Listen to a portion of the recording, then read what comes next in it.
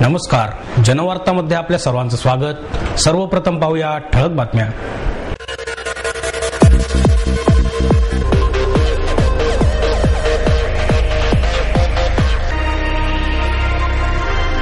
महिला स्वच्छतागृहासाठी 1 रुपयाही खर्च नाही, सर्वसाधारण सभेत पालिका प्रशासनाची कबुली। ग्लिम्प्सेस ऑफ नेचर हे छायाचित्रांचे प्रदर्शन 26 फेब्रुवारी पासून सुरू। शिवाजीनगर खून प्रकरणात 8 जणांना अटक, अतिरिक्त पोलीस आयुक्त प्रभात कुमार आणि अनंत शिंदे यांची माहिती। चित्पावन अस्तित्वाच्या वतीने स्वातंत्र्यवीर सावरकर आणि महात्मा गांधी यांचे विचार आणि राष्ट्रापुढील आव्हाने या विषयावरील परिसंवादाचे आयोजन। राष्ट्रीय जनगणनेच्या दुसऱ्या टप्प्यात मातंग समाजाचा वेगळा उल्लेख करावा, अण्णाभाऊ साठे फाउंडेशनचे अध्यक्ष भाऊसाहेब सोनावणे यांची मागणी। एसआरएच्या प्रस्तावांना गती देण्यात येणार, मुख्य कार्यकारी अधिकारी डॉक्टर संजय कोलते यांचं प्रतिपादन। आणि प्रमोद गावडे यांनी काढलेल्या निसर्ग चित्रांच्या प्रदर्शनाचे कोथरूड येथील यशवंतराव चव्हाण कला दालनात आयोजन। महिला स्वच्छतागृहांसाठी 1 रुपयाही खर्च केला नाही, अशी कबुली पालिका प्रशासनाने सर्वसाधारण सभेत दिली। महिलांसाठी स्वच्छतागृहे शहरात नसल्याकडे पालिकेच्या सर्वसाधारण सभेत लक्ष वेधणाऱ्या सर्वपक्षीय नगरसेवकांमुळे प्रशासनाच्या अनागोंदी कारभाराचा पर्दाफाश झाला। यावेळी प्रशासनाने स्वच्छतागृहांसाठी 1 रुपयाचीही रक्कम खर्च केली नसल्याची स्पष्ट कबुली दिली। त्यातही 45 लाख लोकसंख्येच्या या शहरात महिलांसाठी केवळ 85 युरिनल्स असल्याची धक्कादायक आकडेवारी उघडकीस आली आहे। महापौर मोहनसिंग राजपाल यांच्या अध्यक्षतेखाली झालेल्या सर्वसाधारण सभेत प्रशासनाने ही वस्तुस्थिती कथन केली। महिलांसाठी शहरात स्वच्छतागृहे बांधण्यास 1,10,00,000 रुपयांची तरतूद असतानाही एकही स्वच्छतागृह प्रशासन तयार करू शकले नाही। यावरून राष्ट्रवादीच्या नगरसेविका अश्विनी कदम यांच्यासह सर्वपक्षीय नगरसेवकांनी प्रशासनाला बुधवारी धारेवर धरले होते। त्यानुसार आयुक्त झगडे यांनी स्वच्छतागृहांसाठी धोरण करणार असल्याचे आश्वासनही दिले होते। प्रत्यक्षात गुरुवारी झालेल्या सर्वसाधारण सभेत प्रशासनाचा अनागोंदी कारभारच चव्हाट्यावर आला, तोही प्रशासनाच्या कबुलीमुळेच। प्रशासनाने महिलांसाठी स्वच्छतागृहे उभारण्यासाठी 1 रुपयाही खर्च केला नाही, ही कबुली दिली। त्यामुळे आयुक्त महेश झगडे यांनी पालिकेच्या मालकीच्या जागा, सार्वजनिक जागा, अमेनिटी स्पेस ताब्यात घेऊन तिथे स्वच्छतागृहे उभारण्यात येतील। केवळ तरतुदीवर अवलंबून न राहता बीओटीवर स्वच्छतागृहे बांधली जातील, अशी ग्वाही दिली। आगामी महापालिका निवडणुका आता जेमतेम वर्षावर येऊन ठेपलेला असतानाही विकास कामे अर्धवट राहिली तर नागरिकांचा रोष महागात पडू शकतो। या चिंतेने ग्रासलेल्या सर्वपक्षीय नगरसेवकांनी विकास कामांना 3 महिने मुदतवाढीची मागणी केली आहे।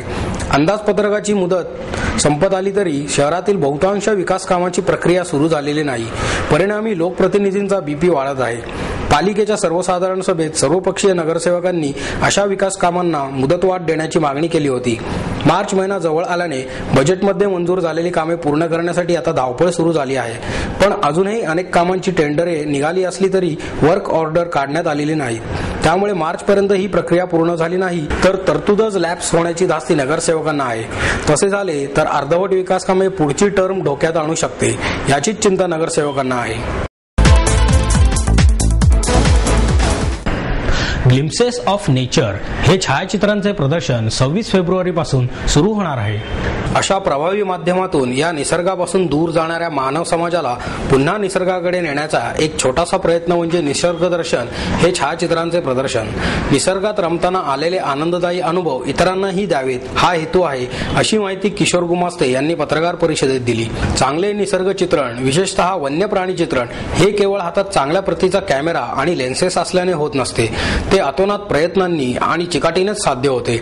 छायाचित्रणाची कला, त्याचे शास्त्र तंत्र चांगले अवगत असावे लागते। त्याचा प्रत्यक्ष जंगलात वापर कसा करावा याचे आडाखे ठोकताळे आपले आपण शिकावे लागतात। प्रसंगी जीवाला धोका पत्करावा लागतो। निसर्ग चित्रण फक्त तांत्रिकदृष्ट्या उत्कृष्ट असणे पुरेसे नाही, त्यातून प्राण्यांची, पक्ष्यांची वैशिष्ट्ये, वागणूक, त्यांचे समाज जीवन अशांसारख्या मनाला भावणाऱ्या, विचार देणाऱ्या गोष्टीही चित्रित कराव्या लागतात। निसर्गाशी जवळीक साधावी अशी इच्छा निर्माण करण्याचे काम अशा फोटोंनी करायला हवे। हे प्रदर्शन बालगंधर्व कला दालनात 28 फेब्रुवारी पर्यंत सकाळी 10 ते सायंकाळी 8 पर्यंत सर्वांसाठी खुले राहणार आहे। शिवाजीनगर खून प्रकरणात 8 जणांना अटक करण्यात आली असल्याची माहिती अतिरिक्त पोलीस आयुक्त प्रभात कुमार आणि अनंत शिंदे यांनी दिली. आपला गाडा काढण्याचा प्रयत्न करीत असल्याच्या संशयावरून मावस भावांनीच माऊली शिंदे याचा काल रात्री कोयत्याने वार करून आणि गोळ्या घालून खून केल्याचे निष्पन्न झाले आहे. या प्रकरणी पोलिसांनी 8 जणांना अटक केली आहे. श्रीनाथ उर्फ शेरू विलास परदेशी, अमोल संभाजी परदेशी, अमोल गजानन बोधडे, रणजित विलास परदेशी, गणेश संभाजी परदेशी, अमोल जगन्नाथ मोरे, संभाजी दशरथ परदेशी आणि लौकिक संभाजी परदेशी अशी त्यांची नावे आहेत. त्यांच्यापैकी शेरू परदेशी याच्यावर खुनाचा प्रयत्न, बलात्कार यासह 10 गुन्हे दाखल आहेत. रणजित परदेशी आणि अमोल परदेशी यांच्यावर खुनाचा प्रयत्न केल्याचे 2 गुन्हे दाखल आहेत.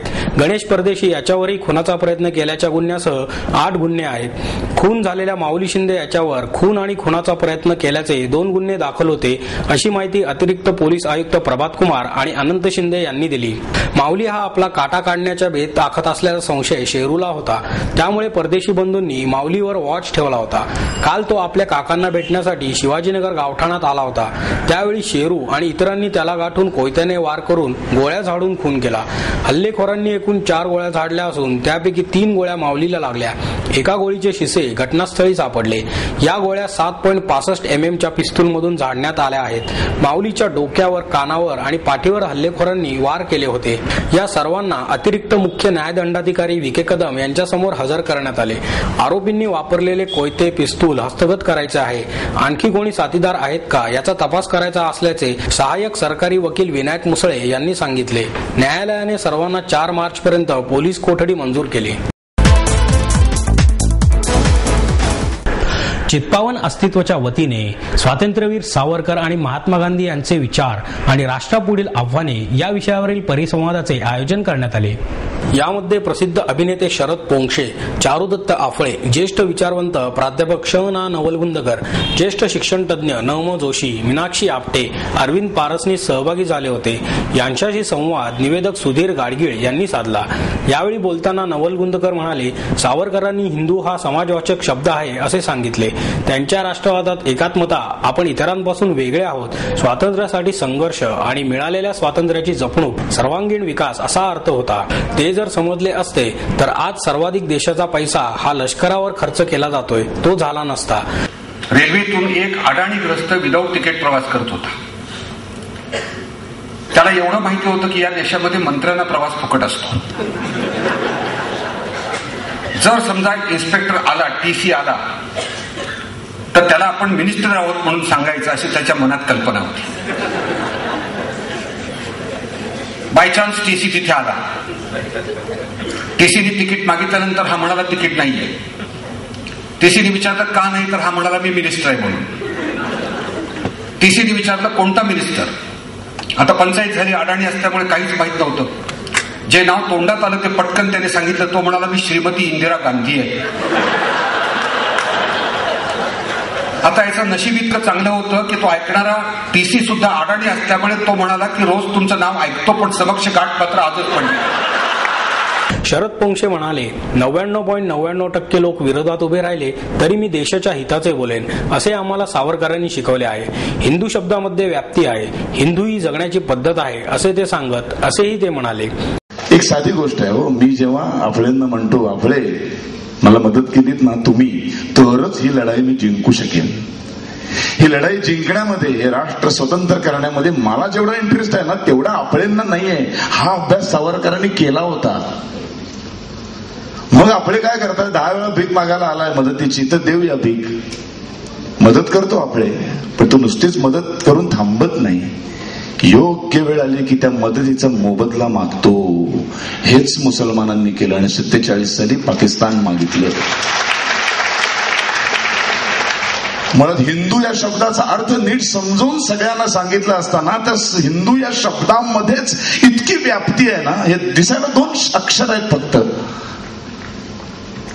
पण सगळ्या जगाला, सर्व धर्मियांना, सर्व जातीच्या लोकांना सामावून घेण्याची क्षमता आहे. कारण हिंदू हा धर्म नाही, हिंदू ही जगण्याची पद्धत आहे. माणसाने माणसाशी माणुसकीने जगण्याची पद्धत म्हणजे हिंदू संस्कृती. म्हणून सावरकरांना गरज भासली हिंदुत्व ग्रंथ लिहिण्याची. अंदमानमधील सावरकरांची वचने काढणे हे गांधीजींना मान्य झाले असते का, या प्रश्नाला उत्तर देताना न. मो. जोशी म्हणाले, गांधीजींना हे कदापिही आवडले नसते. विचारांची पाठी काढणे ही हिंसाच आहे. आपले म्हणाले, हिंदुत्व हे मानवत्व आहे असे सावरकरांनी सांगितले.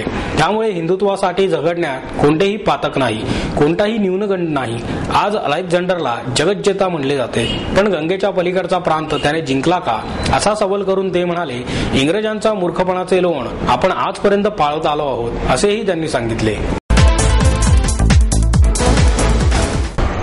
राष्ट्रीय जनगणनेच्या दुसऱ्या टप्प्यात मातंग समाजाचा वेगळा उल्लेख करण्यात यावा अशी मागणी अण्णाभाऊ साठे फाउंडेशनचे अध्यक्ष भाऊसाहेब सोनावणे यांनी केली.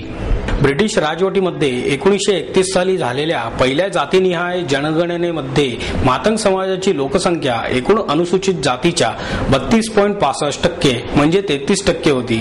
परंतु 2001 मध्ये झालेल्या जनगणनेमध्ये मातंग समाजाची टक्केवारी घटून अनुसूचित जातीच्या 20.3% एवढी दाखवण्यात आली आहे.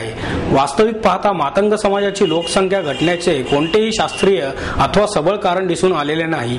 उलट पक्षी टक्केवारीच्या प्रमाणात नैसर्गिकरित्या योग्य त्या प्रमाणात वाढ होणे अपेक्षित आहे असे भाऊसाहेब सोनावणे आणि सचिव अनिल हातागळे यांनी पत्रकार परिषदेत सांगितले. मातंग समाजातील शिक्षणाचे प्रमाण इतरांच्या तुलनेत अत्यल्प असून तो मोठ्या प्रमाणात ग्रामीण भागात वास्तव्यास आहे. त्यामुळे लोकसंख्या वाढीचे प्रमाण इतरांच्या प्रमाणात अधिक असायला हवे. तरी जनगणनेचा फॉर्म भरताना जातीची नोंद मातंग अशीच होईल याची खात्री करावी असे आवाहन सोनावणे यांनी केले. एसआरएच्या प्रस्तावांना गती देण्यात येणार आहे असे प्रतिपादन मुख्य कार्यकारी अधिकारी डॉक्टर संजय कोलते यांनी केले. महापालिकेचा नागरवस्ती विभाग, झोपडपट्टी पुनर्विकास प्राधिकरण आणि Maharashtra social housing and action league या संस्थेतर्फे करण्यात आलेल्या स्लम ॲटलासचे सादरीकरण करण्यात आले. यावेळी उपमुख्य कार्यकारी अधिकारी नंदकुमार काटकर, नागरवस्ती विभागाचे उपायुक्त ज्ञानेश्वर मोळक, मशालचे शरद महाजन आदी उपस्थित होते. यावेळी बोलताना कोलते म्हणाले की सन 2005 मध्ये झोपडपट्टी पुनर्विकास प्राधिकरणाची स्थापना करण्यात आली. प्रारंभी यंत्रणा नसल्यामुळे झोपडपट्ट्यांमध्ये वाढ झाली होती. सन 2008 मध्ये एसआरएचा स्वतंत्रपणे कारभार सुरू झाला. सध्या 120 झोपडपट्ट्यांचे प्रस्ताव दाखल झाले आहेत. त्यातील 32 योजनांना मंजुरी देण्यात आली आहे, तर 7 योजना पूर्णत्वाच्या मार्गावर आहेत. ही योजना केवळ 20 ते 25% लोकांपर्यंतच पोहोचली आहे. या योजनेचा खरा लाभ घेण्यासाठी झोपडपट्टीतील 80% लोकांपर्यंत पोहोचले पाहिजे. यासाठी पुढील काळात योजनांच्या प्रस्तावांना गती देण्याचे काम करण्यात येणार आहे. मशालने तयार केलेले नकाशे यासाठी मार्गदर्शन ठरणार आहेत. प्रमोद गावडे यांनी काढलेल्या निसर्गचित्रांच्या प्रदर्शनाचे कोथरूड येथील यशवंतराव चव्हाण कला दालनात आयोजन करण्यात आले. प्रमोद गावडे यांनी जलरंगाचा वापर करून काढलेली 40 निसर्गचित्रे या प्रदर्शनात मांडण्यात आली आहेत. जलरंगातील छायाचित्रे हा सर्वात अवघड प्रकार असला तरी गावडे यांचा हाच प्रकार सर्वात आवडता आहे. अभिनव महाविद्यालयामधून चित्रकलेचे शिक्षण घेतलेल्या गावडे यांना प्रसिद्ध चित्रकार मिलिंद मुळीक यांचं मार्गदर्शन लाभलं आहे. गावडे यांचं हे पहिलंच वैयक्तिक प्रदर्शन आहे. यापूर्वी त्यांची 3 प्रदर्शने संयुक्तिकरित्या झाली आहेत. गावडे यांनी पुणे विद्यापीठ, खडकवासला, पानशेत, कोकण, दापोली आदी ठिकाणी फिरून ही निसर्गचित्रे रेखाटली आहेत.